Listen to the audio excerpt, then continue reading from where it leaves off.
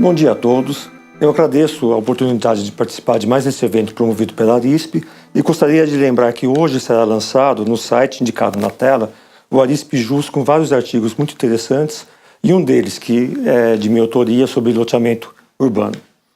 Eu vou fazer alguns comentários sobre direito de laje que refletem a minha interpretação da medida provisória 759/2016 quanto a este tema.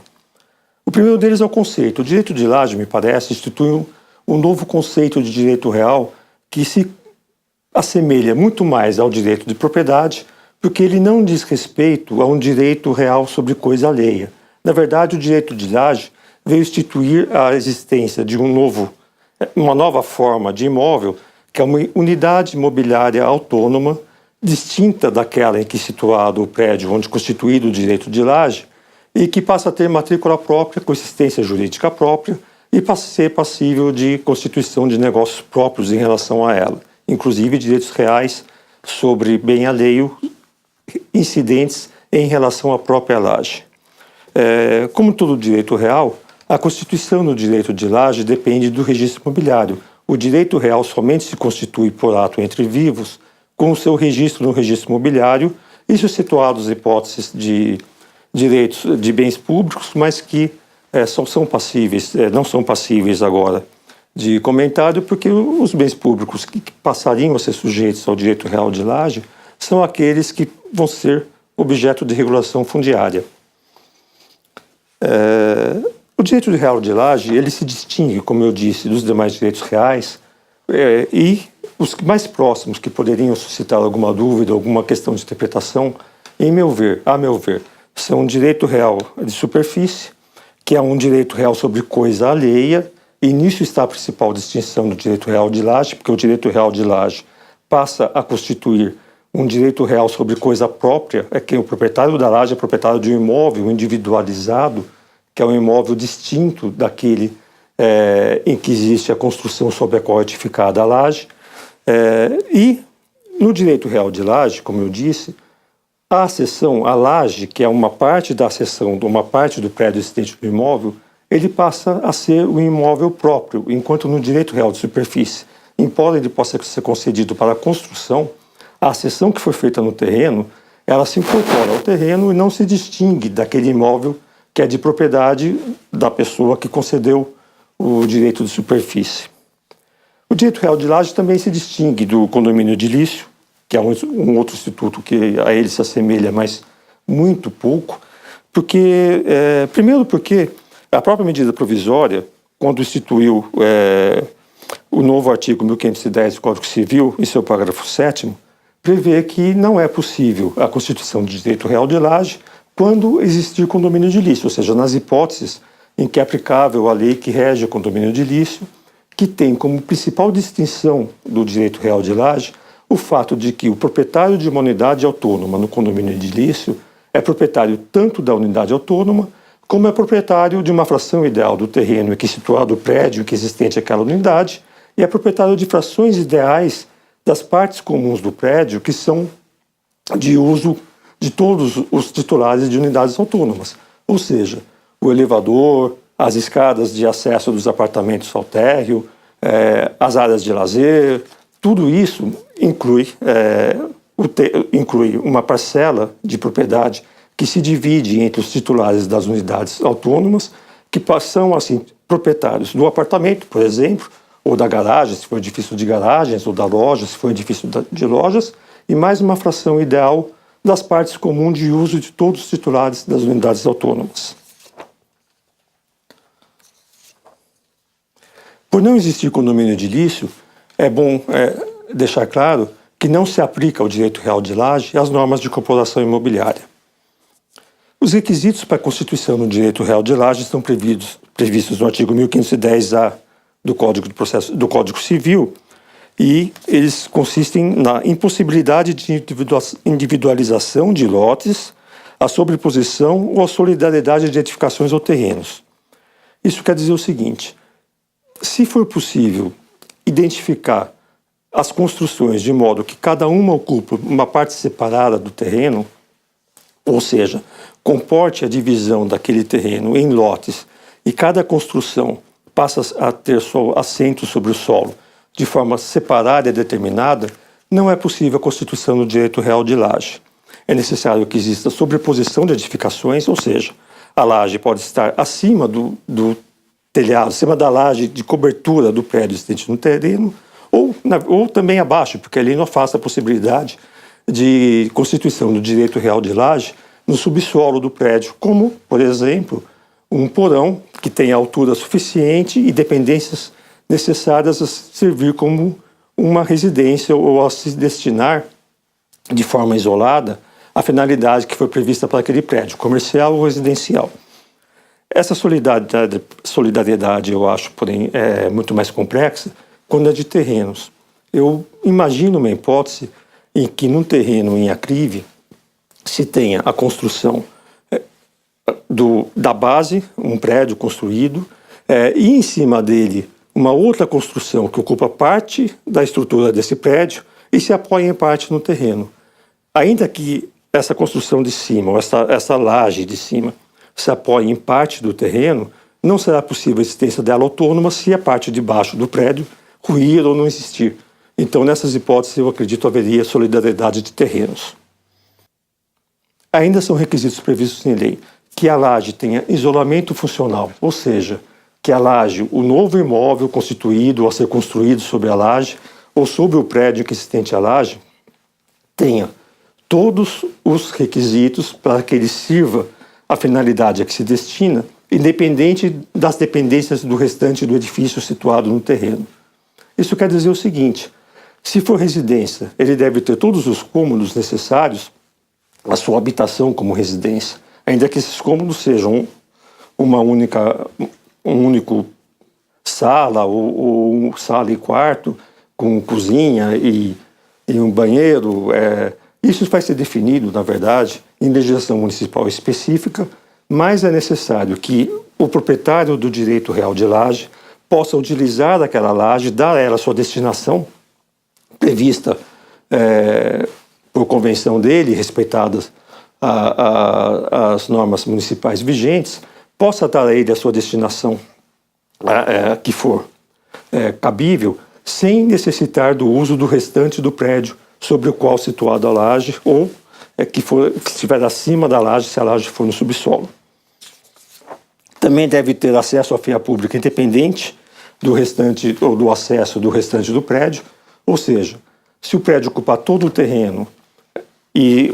por exemplo, a laje estiver no teto, for uma laje acima do prédio existente, ele deve ter uma escada que saia da laje e leve diretamente à rua, ou se for no subsolo, deve ter uma escada que saia do porão e leve diretamente à rua, ou, se não ocupar todo o terreno, deve haver algum modo, alguma previsão de que exista uma passagem do proprietário da laje até a via pública que não passe por dentro do restante do prédio, não passe por dentro do outro imóvel que vai ser continuado de propriedade do proprietário do terreno. Porque, como eu disse anteriormente, no direito real de laje, o concedente da laje, ele continua sendo proprietário da parte do prédio em que não existia a laje, ou seja, da parte do prédio não cedida e também de todo o terreno, não há copropriedade do terreno. Mas suponhamos, isso existe, isso é comum, e em situações já consolidadas, embora não regularizadas por seu registro, existem diversos terrenos com construções em que se tem um ocupante do andar de baixo, um ocupante do andar de cima, cada andar com sua existência funcional autônoma própria, com todos os requisitos para a constituição do direito real de laje,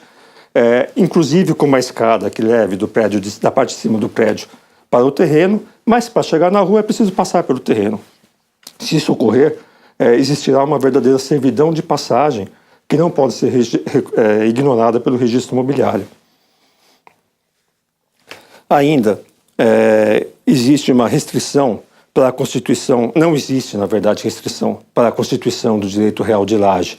visando moradia ou outro uso. Na verdade, o uso que se vai dar à laje, ou esse novo imóvel surgido com o direito real de laje, é o uso que foi convencionado entre os proprietários do prédio, ou seja, o proprietário da parte de baixo do edifício e o proprietário da laje, respeitadas as convenções, as normas e restrições municipais.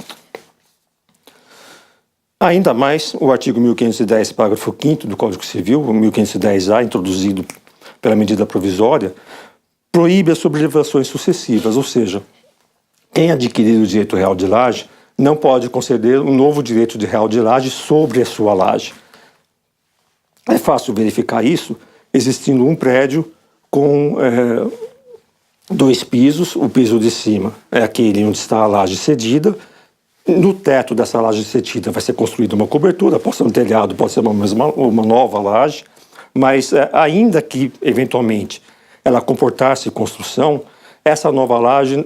que fica acima da laje cedida, não pode ser objeto de constituição de novo direito real de laje. Diante disso, eu acredito que também não pode o proprietário do terreno criar lajes sucessivas, ou seja, ele não pode criar um prédio que tenha 3, 4 andares e constituir direitos reais de laje nesses andares separadamente. Isso, na verdade, é condomínio edilício, e se ele pretender criar unidades em vários andares, ele deve instituir o condomínio edilício na forma da legislação específica. Um outro ponto da medida provisória que me suscitou uma certa dúvida foi quanto à possibilidade de se constituir o direito real de laje sobre uma edificação, ou seja, uma unidade nova, a laje já edificada, ou sobre uma laje que se vá fazer a edificação da nova parte do edifício. Me pareceu que, como o caput do artigo 1510-A do Código Civil prevê que o proprietário pode ceder a superfície de sua construção para que terceiro nela construa, que não há vedação para que se ceda ou se constitua o direito real de laje sem que a nova unidade imobiliária que existirá sobre a laje já esteja pronta. Isso não quer dizer que essa nova unidade, que esse prédio possa existir infinitamente assim. Na verdade, essa nova unidade imobiliária sobre a laje deverá ser edificada e a edificação deverá vir ao registro imobiliário por meio de averbação. O que é um requisito essencial, e isso eu acredito que não há como fugir, é que para a concessão do direito real de laje deve existir o prédio no terreno em que a laje já esteja construída. Ou seja, pelo menos o primeiro andar do prédio já deve existir. Neste primeiro andar, se for um subsolo, naturalmente ele já estará preparado para receber esse direito real de laje, ou pelo menos estará quase preparado para recebê-lo, porque se tiver obras que afetem a estrutura do prédio de cima, dificilmente serão realizadas. Mas, se a laje cedida for sobre o prédio existente, ou seja, for a laje de cobertura do prédio, é necessário que esse prédio já exista, porque senão não existirá a laje a ser cedida. Então, me parece que compete ao oficial de registro de imóveis verificar, quando do registro do direito real de laje, que já exista a averbação na matrícula-mãe, digamos assim, ou seja, na matrícula do terreno, onde existe o prédio em que será feita, em que a laje será cedida, que já esteja averbada nessa matrícula a existência do prédio. Não sendo essencial, porém, na minha opinião, que esse prédio já tenha os 2 pavimentos concluídos. Ele deve ter pelo menos o pavimento térreo do primeiro andar, com a laje pronta para que seja construída sobre ela essa nova unidade autônoma, que sobre a laje poderá ser um apartamento, poderá ser uma loja. Isso depende da finalidade que os proprietários pretenderem dar, lembrando sempre que se deve observar as normas urbanísticas municipais vigentes quanto à matéria. Também eu não vejo restrição, apesar da lei dizer que o proprietário cederá a laje para que terceiro construa, que o próprio proprietário do terreno e do prédio nele existente, em que há a laje a ser cedida, que ele próprio construa e que ele ceda a laje com a unidade imobiliária completa já construída. De qualquer forma, se a cessão da laje disser a respeito à laje sem a complementação da construção, ou seja, ainda existirem partes da construção a serem feitas, como paredes, o telhado, e houver alteração da construção, isso deverá ser averbado no registro imobiliário e averbado na matrícula da laje que for aberta para a laje cedida. Quanto às matrículas, o direito real de laje constitui um direito sobre uma unidade imobiliária autônoma em relação ao edifício em que existente a laje cedida e por isso deve ter uma matrícula própria. Isso está previsto no artigo 1510, parágrafo 5º do Código Civil. Além da abertura da matrícula para o direito real de laje, ou seja, para essa nova unidade autônoma que foi construída sobre a laje, é necessário que o oficial averbe a abertura dessa matrícula na matrícula mãe, ou seja, na matrícula em que é relativa ao terreno e ao prédio em que existente a laje que foi cedida. Isso para efeito de disponibilidade e é necessário que todas as alterações que vierem a existir sobre a propriedade sejam averbadas nas respectivas matrículas conforme aquilo que lhe disser a respeito. A averbação, ela diz respeito ao uso do terreno em que é construído o edifício, ao direito de sobrelevação, de disponibilidade do direito de sobrelevação, porque como não é possível uma terceira laje sobre a laje cedida, o oficial deve ter controle da existência da laje cedida assim que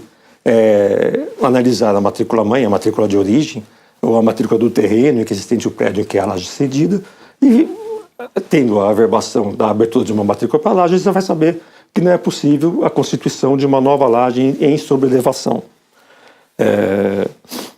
Sem contar que a averbação é um requisito do artigo 246 da Lei de Registros Públicos. Além disso, me parece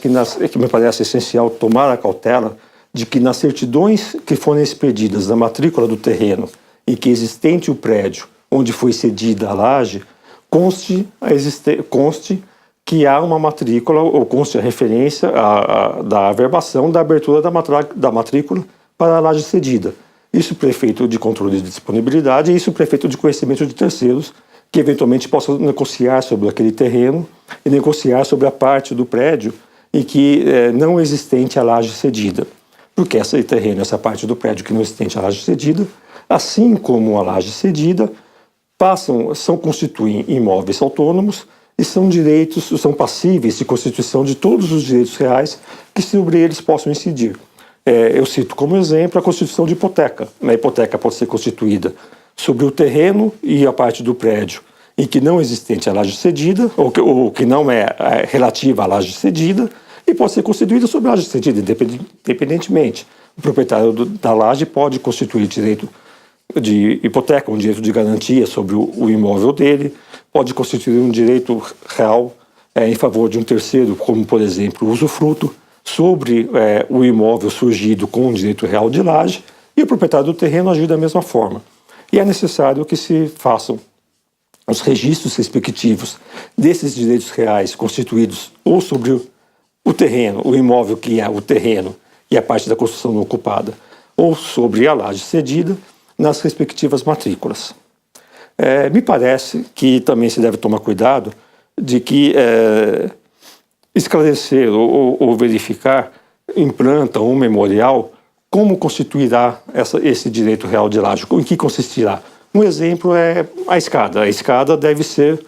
a escada que dá acesso da laje à via pública, deve ser de propriedade da laje, do proprietário da laje. Então, me parece muito conveniente que para o registro, a abertura de uma matrícula do registro do direito real de laje, se exija um memorial descritivo, uma planta, em que o oficial poderá verificar, arquivando em seu cartório, como será feita a ocupação daquele terreno. Eu agradeço a oportunidade agora para agradecer as pessoas que estão assistindo e esclarecer que qualquer dúvida poderá ser esclarecida posteriormente e também para que lembre sobre o lançamento hoje do Arispe Jus.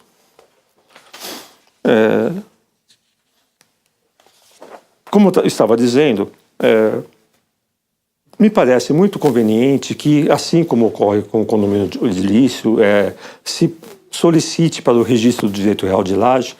uma planta e um memorial descritivo. Isso não quer dizer que você vai fazer um procedimento de incorporação ou um procedimento de registro de condomínio. Muito pelo contrário, não é possível fazer isso porque a lei não prevê. Mas esses documentos são arquivados no registro imobiliário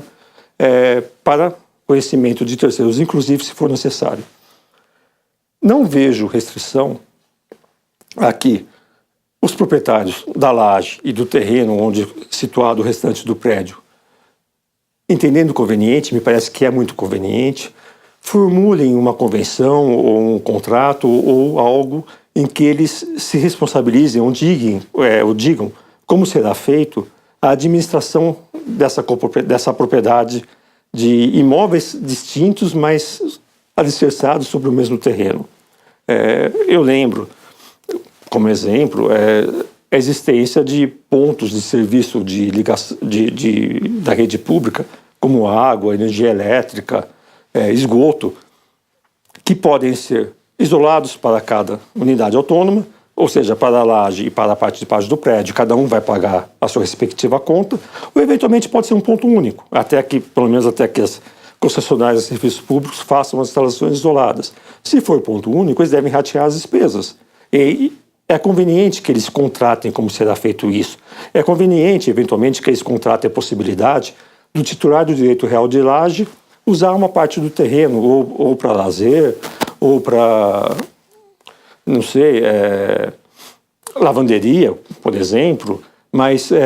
eu lembro que essa convenção, se for feita, não se confunde com a convenção de condomínio edilício e não poderá ser registrada no livro 3 do registro imobiliário. Essa convenção, se existir, ela diz respeito a um direito obrigacional entre o proprietário da laje e o proprietário do terreno, e se for o caso de registro, me parece que é no registro de títulos e documentos. A lei prevê, de forma específica, as isenções legais, ou as isenções da medida provisória, especifica as isenções quanto a emolumentos, no caso de reurbanização, e quanto à apresentação de certidões relativas aos impostos, mas não sendo aquelas hipóteses de isenções previstas na medida provisória, será cabível, será exigível pelo oficial de juízo de imóveis a cobrança de emolumentos e a exigência e a apresentação das certidões relativas a tributos, se for o caso, lembrando que nada impede que o direito real de laje seja constituído por um ato negocial entre o proprietário do terreno e o adquirente desse direito real de laje. Também, como eu disse antes, não há impedimento para que a laje seja usada de forma diferente de habitação. A laje pode servir de habitação, pode servir para outra finalidade que for prevista, que for dada por seu morador, ou por seu titular, uma outra finalidade que for dada pelo titular da propriedade desse novo imóvel surgido com a laje, respeitado, obviamente, as posturas municipais. Por fim, eu gostaria de fazer rápidos comentários sobre a eventual ruína do edifício em que é situada a laje. Nesse caso, eu vejo duas hipóteses. Se houver a ruína do edifício com a reconstrução do prédio e da laje, nada impede que se averbe a ruína, a demolição e reconstrução e continua o direito real de laje existindo como uma unidade imobiliária autônoma. Se, porém, não houver a reconstrução, me parece que não pode continuar aquela matrícula daquela unidade imobiliária autônoma sem o prédio relativo à unidade. Uma matrícula deve dizer respeito a uma coisa específica. E não havendo mais essa coisa, deixando ela de existir e não sendo reconstruída, se deve averbar a demolição, na verdade, com o cancelamento da matrícula, cabendo ao direito proprietário, ou proprietário, ou que era proprietário do direito real de laje, as ações próprias ou a indenização própria, caso a ruína tenha decorrido de culpa do proprietário do terreno. Por fim, também entendo, e não vejo porque haveria ser diferente, que nada impede que o proprietário do terreno, onde existente o prédio em que havia a laje cedida, readquira essa laje e solicite o cancelamento da matrícula do direito real de laje, consolidando